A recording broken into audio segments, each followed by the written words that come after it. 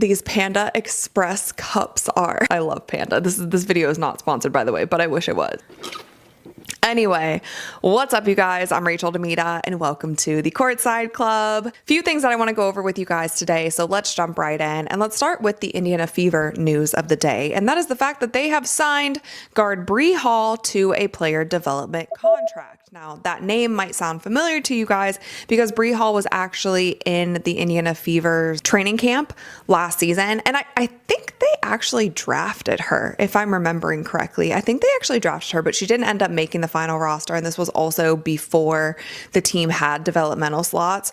So they've signed Bree Hall, which actually brings the number of South Carolina Gamecocks on a single WNBA team roster to a league high 4 players. So now the Fever have Aaliyah Boston, Raven Johnson, Ty Harris, and Bree Hall, who all went to the University of South Carolina. Now, we did hear from Coach Stephanie White that she's a fan of Dawn Staley. She's a fan of the way that Dawn Staley develops her players. So maybe that is, my cat's zooming right now. Maybe that's one of the reasons why they signed guard Bree Hall. But a lot of fans were also wondering, like, why is the Fever signing another guard? It seems like the Fever is very guard heavy. They're a very small team, and they might struggle during the season if they don't get any significant post player pickups. Obviously, Mo Billings is still out with injury, and it's pretty much just been the Aaliyah Boston show. Michaela Timpson has been getting heavy minutes. Maisha Hines-Allen, I'm not sure if she's at a starter level for this Fever team, but that's pretty much all you have. You have Damiris Dantas, but I don't know. It feels like there were other players that were actually available that the Fever could have picked up, but they picked up Bree Hall. Obviously, this is like no shade to Bree Hall. I'm happy that she's on it.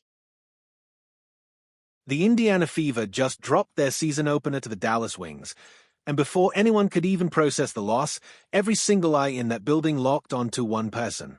Not because of a highlight, not because of a buzzer beater, but because of something far more unsettling.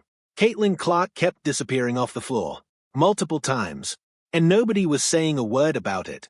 Let's talk about what actually happened on Saturday, because the story here is way bigger than a season-opening L. When the Fever tipped off against the Wings, the entire WNBA world was tuned in for one reason. After spending most of last season on the sideline, only 13 games played, Caitlin Clark was finally supposed to be back. Full health, full Clark, the 2024 #1 overall pick, the player who made casual fans into obsessed fans, the face that changed what women's basketball looks like commercially and culturally. This was supposed to be her statement game. Instead, what fans got was something they didn't sign up for. Clark was going to the back. Then she was on the court. Then she was gone again. Back and forth. Multiple trips. And nobody from the Fever's official side was offering any explanation in real time. The broadcast moved on. The game moved on. But the people watching? They didn't move on. The questions started immediately. Something felt off, and everyone felt it, even if nobody wanted to be the first one to say it out loud. Enter Rachel DeMita. If you don't know Rachel DeMita, she's been in and around professional basketball long enough to understand what normal looks like versus what isn't normal. She hosts Courtside Club, she knows the rhythms of these games, and she's not someone who throws gasoline on a fire without reason. So when DeMita came out and said something about Clark's sideline trips, people paid attention. Her point was careful, but it landed hard.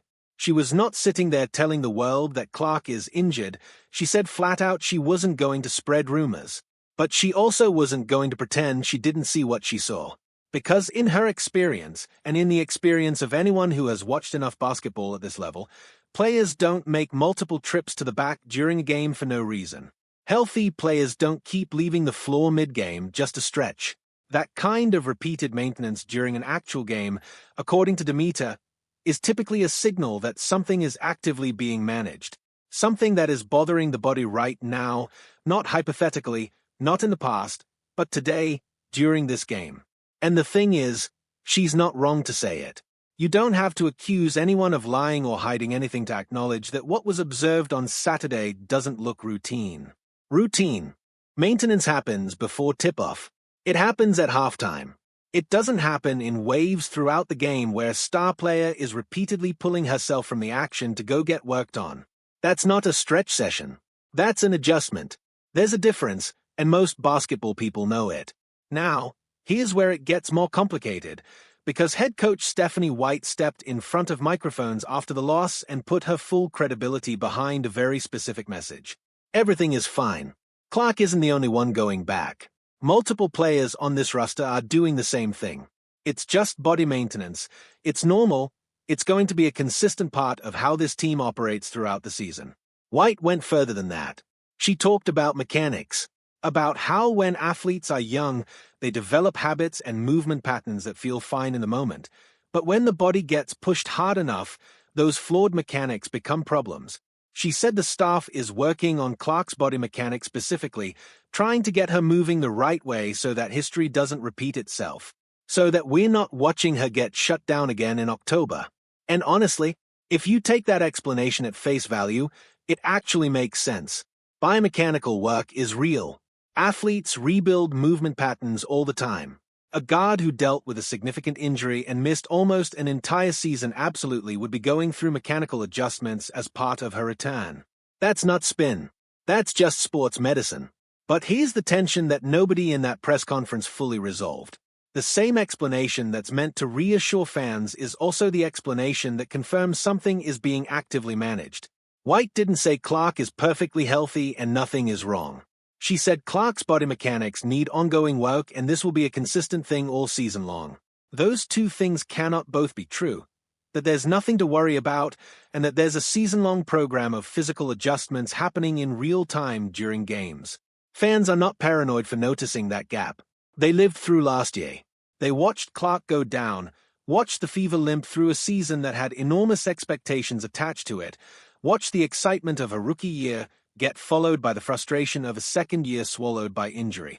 The people who care most about this team and this player have earned the right to ask questions. And those questions deserve better than answers that leave more uncertainty than they clear up. What we know for sure is this. The Fever lost to the Wings in Game 1.